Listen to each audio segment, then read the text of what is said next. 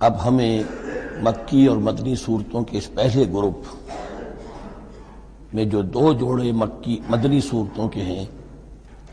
ان میں سے پہلے جوڑے کی دوسری صورت کا مطالعہ کرنا ہے۔ یہ سورہ آل عمران ہے۔ جیسا کہ اس سے قبل بھی میں آپ کو بتا چکا ہوں کہ جوڑے ہونے کی نسبت یہ ہے کہ ان دونوں چیزوں میں گہری مشابہت بھی ہو، مرد اور عورت بہت مشابہت بھی ہے لیکن کچھ فرق بھی ہو، اور جو فرق ہو وہ ایسا ہو کہ جس سے ایک دوسرے کے لیے کمپلیمنٹری ہو، ایک دوسرے سے مل کر کسی مقصد کی تکمیل ہوتی ہو۔ یہ نسبت زوجیت کی حقیقت ہے۔ اب آپ دیکھیں گے مشابہتیں جو ہیں بہت نمایاں جو سورہ بقرہ میں اور سورہ آل عمران میں ہیں کہ دونوں شروع ہوئی ہیں الف لام میم سے۔ دونوں کے شروع میں قرآن مجید کی عظمت کا بیان ہے، اگرچہ سورہ آل عمران میں اس کے ساتھ ہی تورات اور انجیل کا بیان بھی ہے۔ دونوں کے اختتام پر بڑی عظیم آیات آئی ہیں۔ وہ آیت ہم پڑھ چکے ہیں جو سورہ بقرہ کے اختتام پر آئی ہے، جو کہ ایک عظیم دعا پر مشتمل ہے، عظیم ترین دعاؤں میں سے اس کو شمار کیا جا سکتا ہے۔ ربنا لا تؤاخذنا ان نسینا واخطانا۔ سورہ آل عمران کے آخری رکوع میں بھی ایک نہایت جامع دعا آئی ہے، وہ 3-4 آیتوں میں پھیلی ہوئی ہے اور بڑی جامع دعا ہے۔ پھر جیسے میں نے آپ کو بتایا کہ سورہ بقرہ میں بھی یہ سورۃ الامتین ہے، دو امتوں سے بحث کر رہی ہے، گفتگو کر رہی ہے، خطاب کر رہی ہے۔ یہی معاملہ سورہ آل عمران کا بھی ہے، لیکن یہ فرق ہے کہ سورہ بقرہ میں زیادہ گفتگو ہے یہود کے بارے میں، اور سورہ آل عمران میں زیادہ گفتگو ہے آل عمران کے نصارہ کے بارے میں۔ تو گویا کہ اس طرح وہ تکمیل ہو رہی ہے کہ اہل کتاب کا جو ایک طبقہ تھا اور اہم تر طبقہ تھا یہود، دینی اعتبار سے ان کی اہمیت زیادہ تھی، چاہے تعداد میں وہ کم تھے اور کم ہے، لیکن یہ کہ دینی اعتبار سے ان کی اہمیت زیادہ رہی ہے۔ دوسرا طبقہ ہے یہ عیسائیوں کا،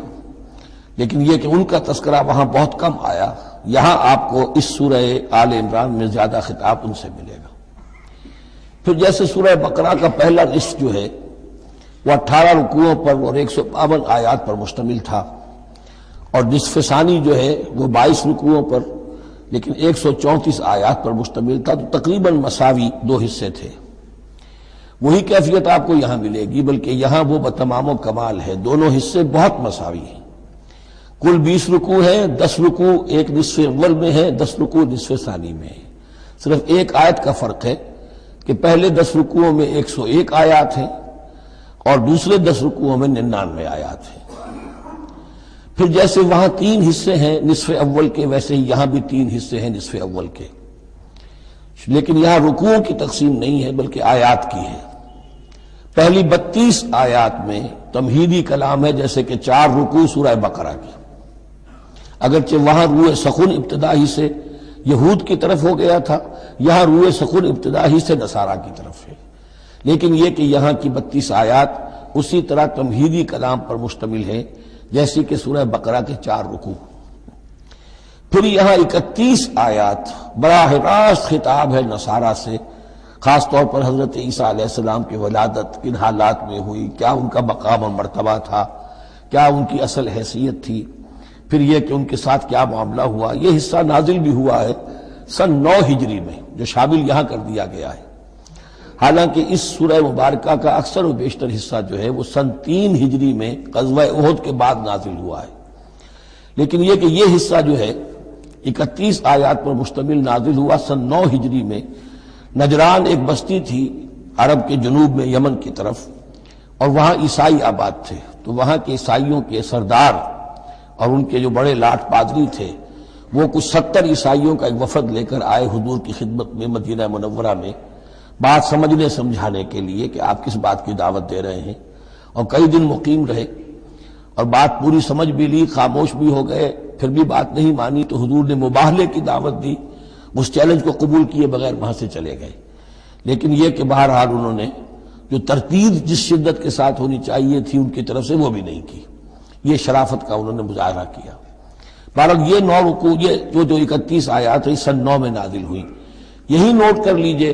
کہ سورہ بقرہ کی بھی ایک بات میں بتانے سے میں بھول گیا اس وقت کہ یہ جو سود سے متعلق احکام ہیں، جو رکوع ہے جو 38واں رکوع ہے سورہ بقرہ، یہ بھی تقریباً سن 9 میں نازل ہوا ہے۔ گویا کہ وہ مشابہت بھی موجود ہے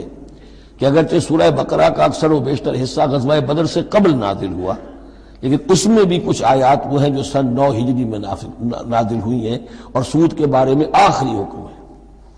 اسی طریقے سے یہاں جو یہ نجران کے عیسائیوں سے خطاب کے لیے جو آیات نازل فرمائی گئیں، یہ سن 9 میں نازل کی گئیں، لیکن شامل ہے سورہ آل عمران میں کہ جس کا اکثر و بیشتر حصہ سن 3 ہجری میں غزوہ احد کے بعد نازل ہوا ہے۔ پھر جیسے سورہ بقرہ کے نصف اول کا جو آخری تیسرا حصہ تھا، وہ 15واں 16واں 17واں 18واں رکوع، اس میں یہ کہ حضرت ابراہیم کا ذکر تھا، خانہ کعبہ کا ذکر تھا، اسی طریقے سے وہی بات یہاں ملے گی آپ کو۔ اور یہاں اب اہل کتاب کو دعوت دی گئی ہے اسی انداز میں جیسے کہ وہاں 16ویں رکوع میں سورہ بقرہ کے دی گئی ہے۔ یہ تیسرا حصہ جو ہے نصف اول کا، یہ 38 آیات پر مشتمل ہے، بہت جامع آیات ہیں، بہت اہم آیات ہیں۔ اس کے بعد نصف ثانی شروع ہو جاتا ہے جس میں کہ یا ایھا الذین آمنوا، جیسے 19ویں رکوع سے شروع ہوا سورہ بقرہ میں یا ایھا الذین آمنوا استعینوا بالصبر والصلاۃ ان اللہ مع الصابرین، یہاں اب یہ 11واں رکوع جو ہے وہ شروع ہوگا یا ایھا الذین آمنوا اتقوا اللہ حق تقاتہ ولا تموتن الا وانتم مسلمون۔ یہ جو نصف ثانی کے 10 رکوع ہیں، ان کی تقسیم یہاں پر عمودی ہے، افقی نہیں ہے۔ پھر تقسیم کر سکتے ہیں، پہلے 2 رکوعوں میں زیادہ خطاب مسلمانوں سے ہے، اور پھر اگرچہ روئے سخن جو ہے پھر اہل کتاب کی طرف بھی ہے۔ پھر 6 رکوع مسلسل ہیں غزوہ احد کے حالات پر مشتمل، جو مسائل سامنے آئے ان پر تبصرہ، جو مسلمانوں سے غلطیاں ہوئیں ان پر گرفت، آئندہ کے لیے ہدایات۔ تو یہ پورے 60 آیات ہیں تقریباً، اور 6 رکوعوں پر پھیلی ہوئی ہیں۔ یہ سب کے سب یوں سمجھیے کہ قرآن مجید کا ایک مستقل باب ہے، چیپٹر ہے غزوہ احد، اس کا عنوان ہو سکتا ہے۔ لیکن قرآن میں اس طرح سے چیپٹر بنائے نہیں گئے ہیں، بلکہ یہ صورتیں ہیں کہ جو میں نے جیسا کہ ابتدا میں عرض کیا تھا تعارف قرآن کے ضمن میں کہ یہ مجموعہ خطبات الہیہ ہے، ایک خطبہ نازل ہو رہا ہے اور اس کے اندر جو مضامین آ رہے ہیں، لیکن ان میں ربط اور ترتیب ہے۔ اس ربط اور ترتیب پر توجہ اب تک کم ہوئی ہے، لیکن اب اس دور میں قرآن حکیم کے علم و معرفت کا یہ پہلو بھی اب زیادہ نمایاں ہوا ہے کہ اس میں بڑا نظم ہے، نظام القرآن، اس کے اندر تنظیم ہے، اس میں آیات کا آپس میں ربط ہے، سورتوں کا سورتوں سے ربط ہے، اور ایسے ہی یہ جو ہے الٹب کلام نہیں۔ پھر آخری 2 رکوع، وہ ان میں سے ایک تو جو ہے آخری رکوع وہ تو بہت ہی جامع ہے، اور اس میں وہ عظیم دعا بھی آئی ہے، اور فلسفہ ایمان کے بارے میں اہم ترین بحث ہے کہ جو اس مقام پر آئی ہے۔ اور اس طریقے سے، اور جو اس سے پہلے کا رکوع ہے